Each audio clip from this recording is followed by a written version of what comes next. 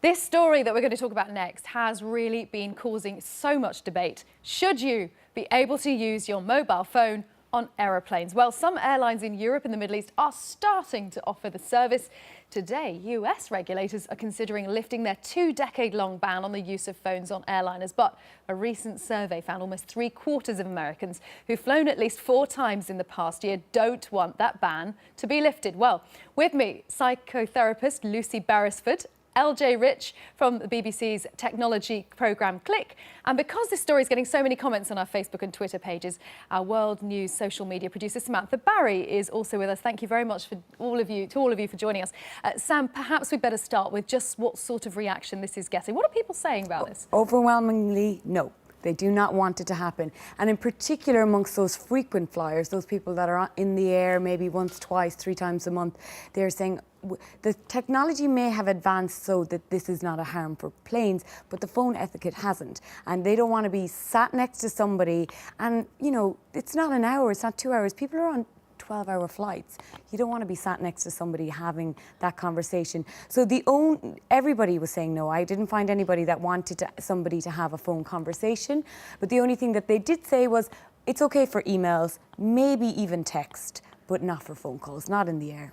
Lucy, when you see this possible thing happening, does it fill you with horror, the potential for tension, for conflict at 36,000 feet in a metal tube? Well, that's very true. There could be a lot of conflict. You know, it's bad enough someone snoring when you're trying to sleep, but they're actually having a full-blown conversation. But don't forget, there are quite a lot of people who don't like flying, who actually maybe even be phobic about flying. And the idea that, you know, up until very recently, we were told it was actually dangerous to have your mobile phone switched on. So the idea that now the rules have changed, but we don't do change very well as human beings. So I think for some people it will aggravate their sense of being out of control, feeling out of control and not really knowing what the rules are. So there's that sense of, yes, it could actually cause something to make the plane drop out of the sky, but then there's the other dimension that actually it could create aggravation, and you can't just go for a walk and get rid of your anger. You're kind of stuck in that little confined space. No, there's no getting off at the next station, just like you have on a train.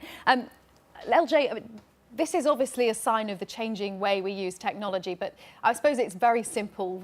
The person speaking on the phone at some volume, are they bound to cause irritation to somebody else sitting right next to them? You know how small those airline seats are. It's true, yes. There is an issue with how your personal space is managed when you're going to be travelling on long journeys. And certainly I rather like nice, quiet train or plane journeys where you don't have to be, you know, inflicted with somebody else's personal stories at high volume and in great detail. However, there's a really interesting thing going on where, because our technology has advanced, back in the day, the reason that people didn't want to have mobile phones in the sky, as it were, was that there was a possibility that they might affect some of the instrument readings. Nothing that would be critical and make a plane drop out of the sky, but it might just mean that the pilot would have to concentrate a bit more on something else instead of maybe flying the plane.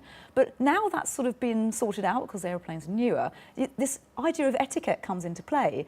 I think that there'll be a point where it's normalised and it will be just as annoying on the train with somebody going, I'm on the plane, yeah, it's a bit late. It's going to happen. It's just a question of we need better hearing protection against it. I think the prospect is absolutely awful. It's bad enough on the train, and I do a lot of commuting, so yes. Lucy, I know that there's also this element of not being contactable. That's actually quite good for us, is it? I mean, for that, however many hours on a plane, Absolutely. being out of reach. It is hugely important that we can actually downsize the amount of time that we have attached to pieces of equipment and technology, because we're losing those skills that we used to have when we would actually go into someone's office or actually have a face-to-face communication with them.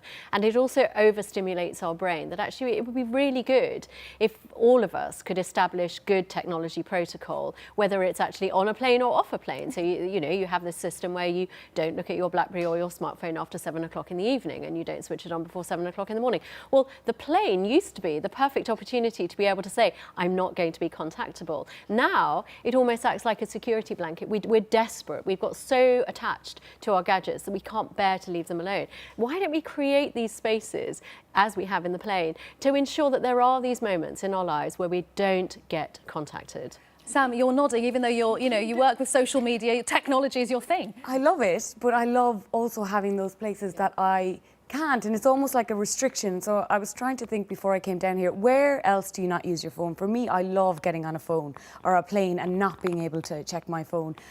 Putting on a movie, that's great. Cinema is another place that you're not supposed to use your phone, but you see those, you know, shining. You see a glow in the distance. You see the glow in the distance, a couple of seats ahead of you. But You know it's so somebody annoying, is checking. It gives you the illusion that you are so super important that you have to be contactable at all times. And actually, it's very good for our psyche to be able to say, no, actually, there must be times when I am not contactable and that other people will pick up the slack. Can I add something though? For a lot of airlines, they're having to compete with other methods of travel that do allow people to be able to speak on the phone. The financial incentive to actually let people work by using their phones in their tech on the plane. Because I've kind of clocked up a few air miles myself travelling around for work, and there's been pretty much 90% of the time I'm on an aeroplane, I have to be working on it. And if I was able to connect to the internet, I'd be able to do more research, for example. So it would be really useful and a viable alternative when you're, you know, if you think about airlines, especially in the US, they're competing against travelling by train or over ground or car hire companies.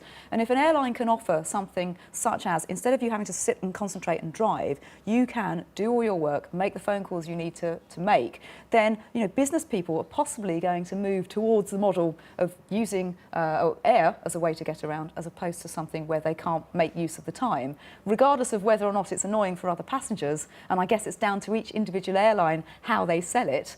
Then there's going to be this shift. And of course, if there is a financial incentive, there's always going to be somebody somewhere that will offer it as a differentiating factor.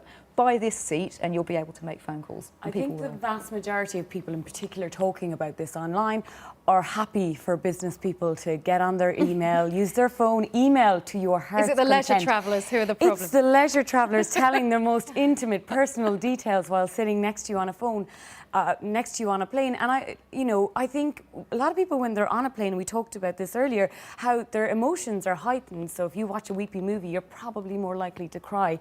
And being in that pressurised space, I mean, you have cases on trains where an hour-long journey, people get into fistfights because of loud phone conversations. Can you imagine if you take that and you put that in a 6-hour plane journey, what's going to happen? Very briefly, we were just discussing how smoking was once acceptable on planes. This might be the same thing. This could eventually be normalised. We will probably in 20 years' time think it's really mad that there were sometimes people, they didn't have the opportunity to make phone calls on a plane. But actually, for the time being, let's have these pockets of time where you're not so attached to your gadgets and your technology, so that we can actually rediscover other things like talking to the person next to you in the seat. Heaven forbid. Thanks very much to all of you, Samantha Barry, Lucy Beresford and LJ Rich. We really appreciate it. I'm sure we'll be discussing this more indeed.